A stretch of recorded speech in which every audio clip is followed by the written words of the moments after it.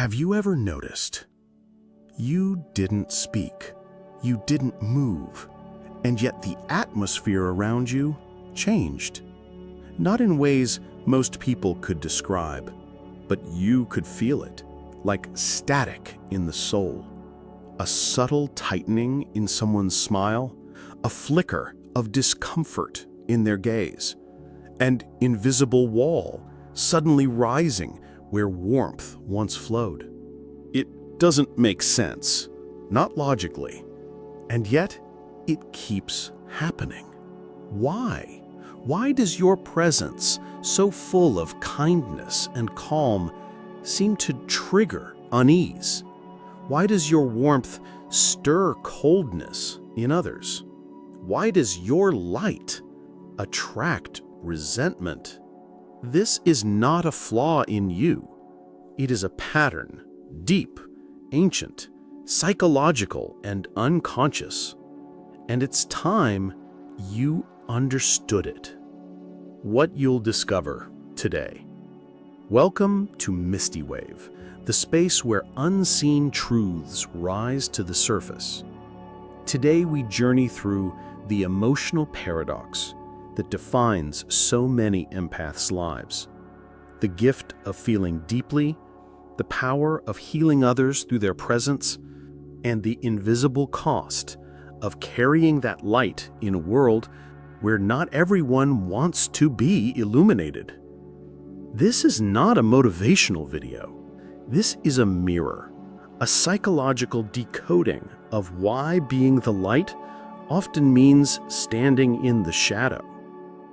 Section 1. The true nature of empathy. Empathy in its purest form is not softness. It is not sweetness.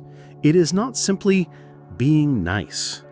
Empathy is perception, not just of emotion, but of depth, of pain, longing, dishonesty, beauty, even if it's buried. An empath is not someone who feels sorry for others. An empath is someone who feels with them, often without words or logic. To be empathic is to be porous, to be available to emotion the way the ocean is available to the sky, constantly moving, constantly absorbing, constantly transforming. But that openness comes at a price. You don't get to choose what flows in. You don't get to filter joy from sorrow, truth from deception. You feel it all. And that makes you luminous. Not because you try to shine, but because you've allowed the fullness of life to pass through you. And in so doing, you've become visible. And the visible becomes vulnerable. Section 2. The unconscious contract. Here is the secret no one teaches empaths. Your presence is not neutral. When you walk into a space, you don't just arrive as yourself. You arrive as a reflection. You reflect everything others have disowned in themselves. Their capacity to feel, their forgotten authenticity, their buried wounds. And for those who are not yet ready to face themselves, you become the unwelcome mirror. They don't hate you, not really. They hate what they see in themselves when they look at you. This is the paradox. Your empathy stirs projection. Your light, though healing, also reveals. And what it reveals is not always welcomed. Section 3. The archetype of the shadow. Carl Jung called it the shadow, the collection of traits, feelings, and memories we reject within ourselves and bury deep in the unconscious. Everyone carries a shadow, but not everyone is aware with it. And when someone meets you, a person who feels, who sees, who understands the subtle truths others ignore, their shadow wakes up. But it doesn't speak clearly. Instead, it whispers, Who does she think she is? He's too emotional. Something about them just feels off. They may smile, they may praise you, but deep down, there's a tension because your authenticity unsettles the masks they wear, because your light outlines their darkness. Section 4. Projection and pain.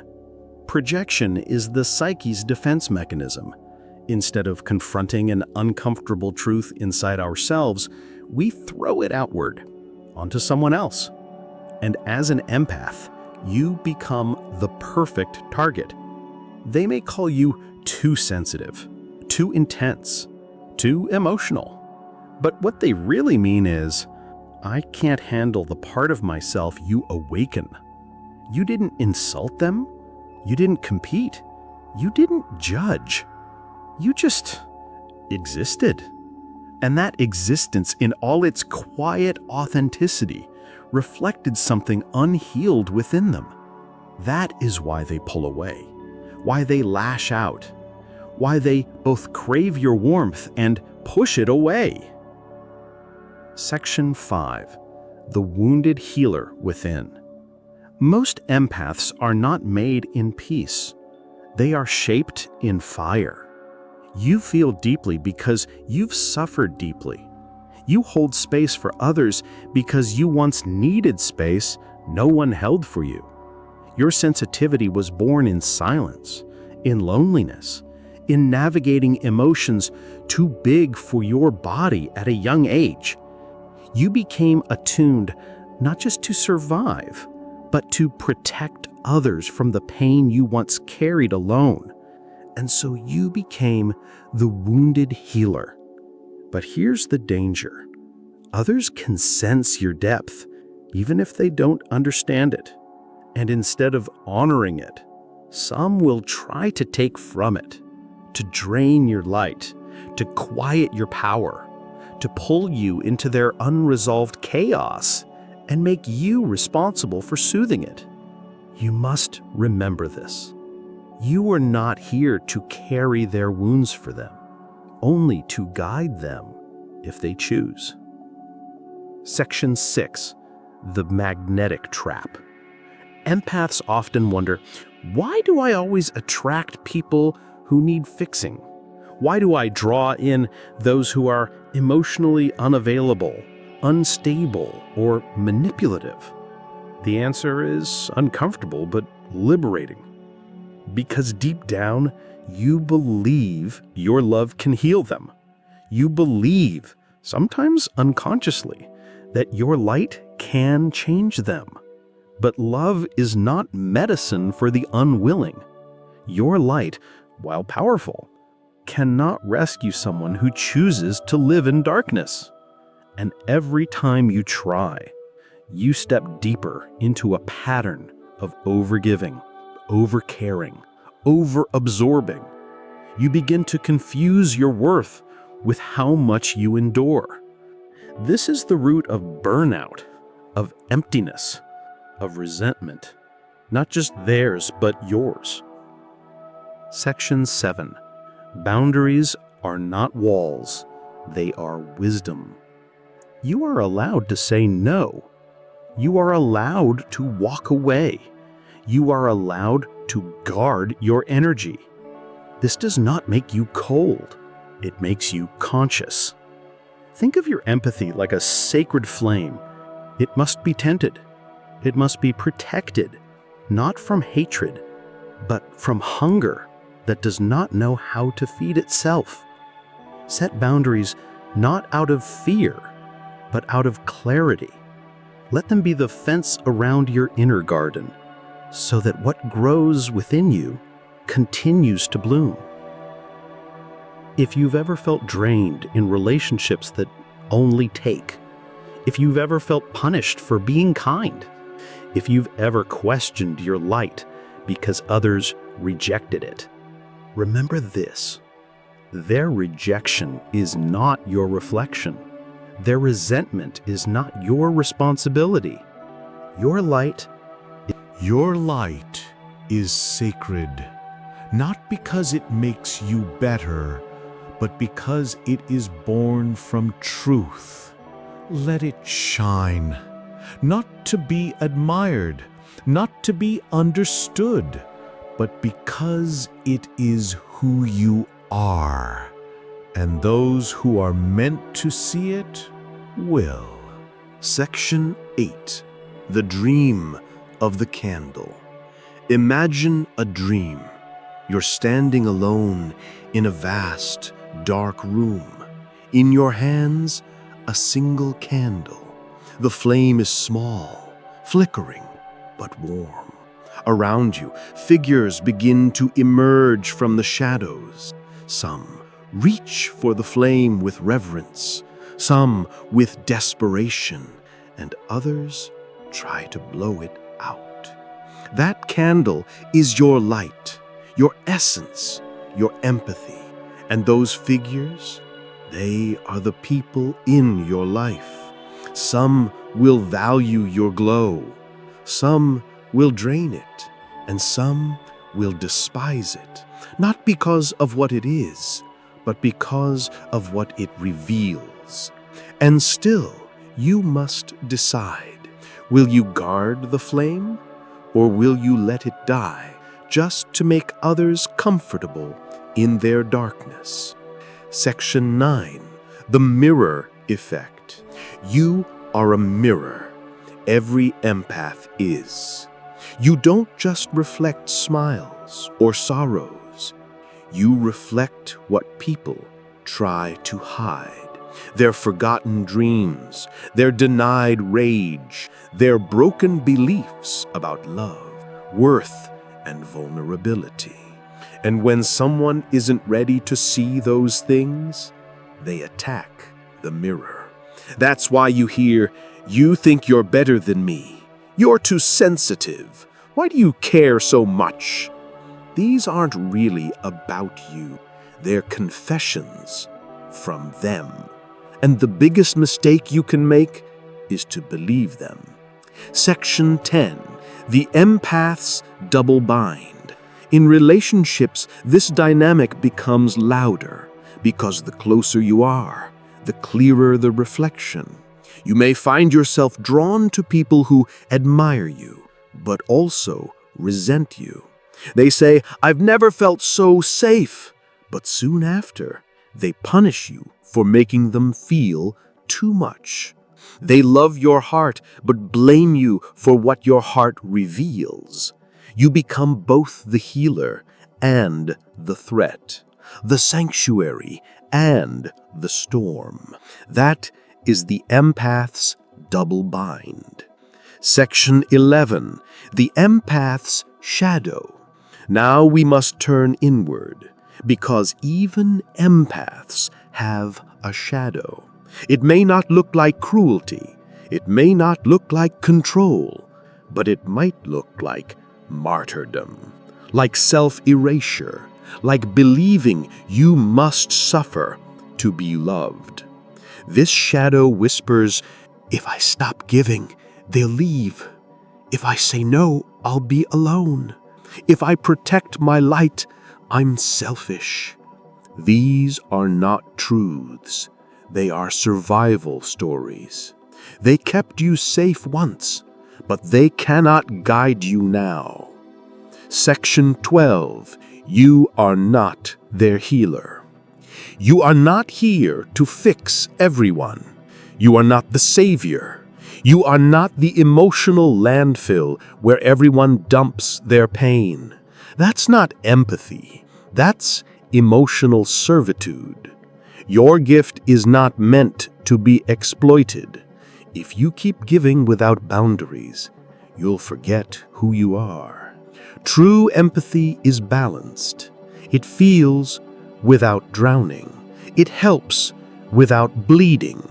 It shines without asking for praise. Section 13.